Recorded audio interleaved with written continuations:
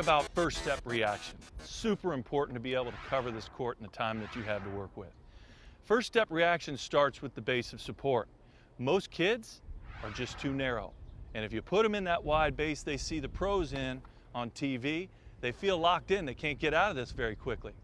Now, based on that fact, what we do at the academy many times is we'll put a video box, a frame right around them there, and let them see exactly what the first part of their body is, let's say moving in that direction. What's the first part of their body that's going to leave the frame? From this narrow stance, what typically we see is that the first move is going to be to push off this right foot and take a big step with the left. So the first body part to leave the frame, in that case, was the left foot. However, if you take a pro from this wider base and you look to see which body part is the first to leave, they'll do a move similar to this. And guess what? The last thing to leave was the same foot that was the first thing to leave from a narrow base.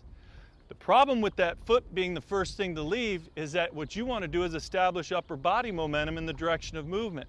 This foot broadening its stance this way doesn't give you that. If you start already wide enough, you can get low and be comfortable, kind of like a guy stealing second in baseball. He's nice and low, his feet are spread. He doesn't know if he has to go back to first or is going to get the opportunity to go to second. So from here, what he's going to do is a drop step move where that inside foot's going to come back right under my shoulder and plant and allow me to shift my weight and get my upper body ahead of my footwork like this.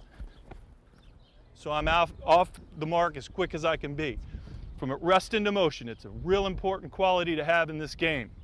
The other technique you'll see is just an inside foot pivot, weight shift and drive. You'll see players doing that more often when they're playing on the hard courts and they don't have a traction problem like you have on clay and grass.